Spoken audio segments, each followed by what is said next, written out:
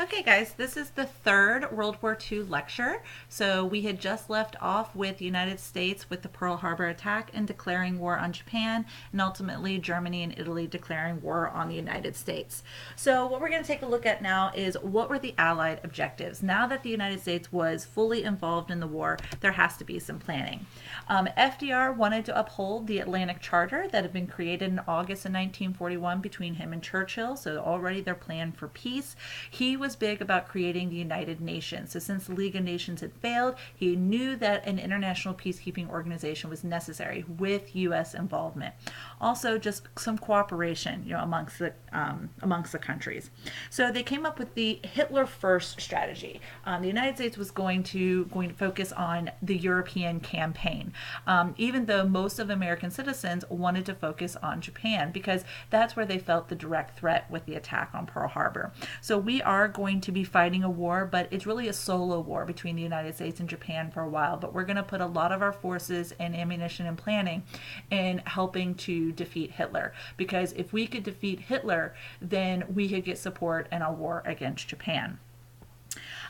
For Churchill, he wanted to make sure that England survived, that they were able to maintain their colonies. He was a little fearful of FDR's self-determination and kind of getting rid of that whole colonial experience. So he wants to, Churchill says, look, Great Britain's going to keep its empire. We're going to keep control of our territories. We're going to keep our influence.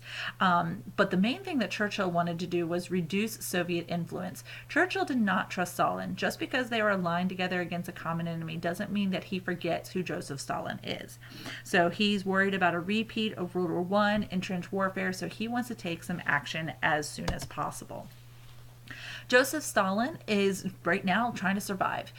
He hasn't really gone on the offensive yet. Soviet Union's still on the defensive against Germany.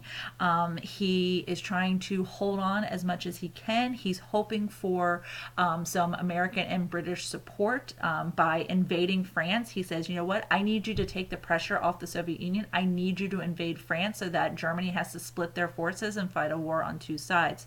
And this is actually going to create a strain in the relationship because, of course, Great Britain and the United States feel like, that's just a slaughter for their men to immediately invade France. So it's going to take some planning, which they need the Soviet Union to hold on.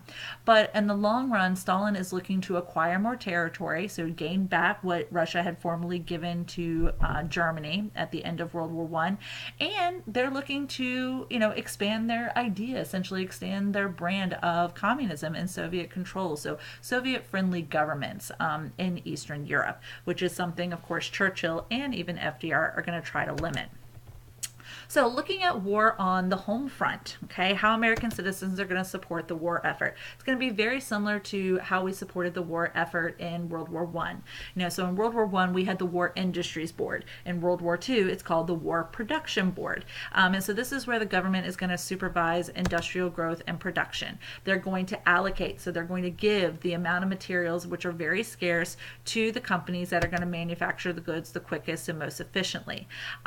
It limited or suspended all manufacturing of consumer goods. So like Ford Motor Company is no longer going to be making automobiles. They're going to start making tanks or naval warships. So the government says, you're going to make this because this is what we need for the war effort.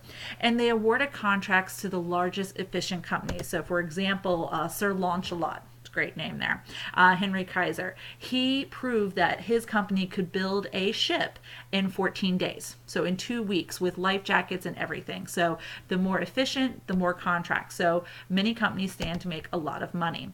By the end of the war, our production had created 40 billion bullets, 300,000 aircraft, 76,000 ships, 86,000 tanks, and 2.6 million machine guns, which is a huge feat. And this is how we ultimately come out of the Great Depression. The New Deal kind of got it started, but World War II is what's going to help us recover. The Office of Price Administration is going to have a huge impact on the civilian population because they set maximum prices of consumer goods. But more importantly, they issue the rationing stamps.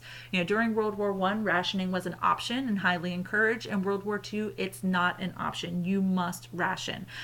So the local Office of Price Administration, typically at your town hall, was where you would go to pick up your ration stamp. And so each month, according to the size of your family, you were allotted a certain certain amount of rationing stamps. Some things that were most expensive were gasoline, sugar, and flour. So people had to start to do without. And just like in World War One, people started to supplement their food with their own victory gardens, or just simply living without. The War Labor Board is going to be established. This is going to impose ceilings on wage increases, so people can't ask for raises and saying, look, we got to conserve our money. We have to be able to, manufacture and be as efficient as possible. This is your contribution to the war effort. So there's not going to be raises, and they also don't allow strikes. So the government is going to could seize and operate any industry that was tied up in a strike. So most cases, people look to go on strike for higher wages, but with the imposed ceilings or caps on wages, that really deterred people from trying to go on strike, and also just seemed generally unpatriotic. We see a new influx of workers, mass migration to the war industries areas. So Los Angeles, Detroit, Seattle, Baton Rouge. Baton Rouge is going to be for naval warships. And so these major manufacturing centers, people are going to start to migrate to. So all of those people who were without work during the Great Depression, this is where they start to move to. Women, just like in World War One, are going to start to serve in the workforce. So the Army, WAVES is for the Navy, WASPs for the Air Force, and SPARs for the Coast Guard. They joined military. Of course, they don't see combat, but they do serve in other purposes. They fill 6 million jobs. So over half never worked for wages before. They'd never worked in industry, but they learn very quickly. And it is even said that the war effort would not have been as successful. The United States would not have potentially won this war without the effort of women and other workers kind of filling in. And 3,000 government daycares are going to be established because, of course, women were the caregivers. And with the men off to war, they had to try to find means to take care of children. And even at the local level, older women who didn't necessarily work, they took the children in at all hours because, of course, these women worked shift work. So it wasn't just like a 9 to 5. Sometimes they worked at night, and they would need someone to watch their children in the evening. So the communities really stepped in to try to help each other support the war effort. Many Mexican Americans are also going to see jobs available, particularly in the agricultural industry. For harvest, we're going to start mass producing food because we're not only going to be feeding Americans, but again, we're feeding Europeans, just like we had done during World War One. They are going to be a fixed feature of the agricultural area within the western states. And so, of course, Rosie Riveter becomes that major poster and campaign for women in the war effort. Native Americans are going to make their mark in regards to the war. The Navajo Code Talkers are going to be a key part to our ability to fight in the Pacific. The Comanche are going to be fighting in Europe, but the Navajo Code Talkers are significant in the Pacific because their language was never written down, which made it a unique code. The Japanese were never able to crack the code, and it wasn't, nobody knew about the code until it was disclosed. I want to say in the 1980s was when the Navajo Code Talkers and their code was disclosed and no longer used. So it was never broken, and it was unique because a different pitch could change the word. But the Navajo knew what they were signing up for. Every Navajo Code Talker was partnered with a Marine, and that Marine was given the task not only to protect that Code Talker, but also to take that Code Talker's life if there was a potential threat that they could be captured by the Japanese. Speaking of Japanese Americans are going to have mixed feelings about life on the home front. There were the internment camps where over 100,000 Japanese Americans were forced to live in these internment camps. So they were moved from the West Coast as they were seen as a threat of espionage or supporting the enemy. In these internment camps, there was not forced labor. However, a lot of times they did have to grow their own food, and there was a lot of idleness and a lot of questioning about their loyalty to the United States. There were the Neisei Regiment. They were loyal Japanese American regiments who were trying to promote the war and help support the war effort as much as possible, and really try to bring back a positive attitude towards Japanese Americans. It was sad to see, of the vast majority of Japanese Americans who were put in internment camps, they were native born citizens. They hadn't immigrated from Japan. They were born in the United States, and many of them had never been to Japan before. But that fear and prejudice after the Pearl Harbor attack took hold with the Japanese internment camps. African Americans are going to see new job opportunities. 1.6 million are going to leave the South and find jobs in the North and the South. And the executive order forbidding discrimination in defense spending, so created equal hiring opportunities. Of course, African Americans are also going to serve in the military. They're in segregated regiments, but still highly effective. The Tuskegee Airmen is one particular regiment, famous regiment of African American pilots who will lead raids and were successful on all of their missions. But there was going to be minority violence, and not just towards Japanese Americans. There were the Zoot Suit riots towards Mexican Americans because of their choice of uniform. It used a lot of cloth.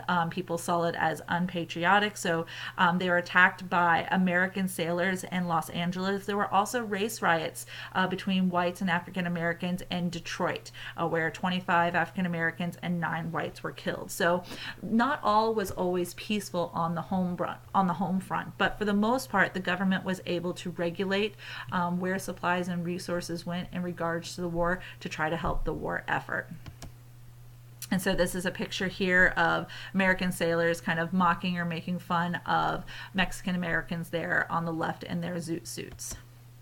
Overall, looking at the spending of World War I here on the home front, our gross national product here, the GNP, was $100 billion in 1940.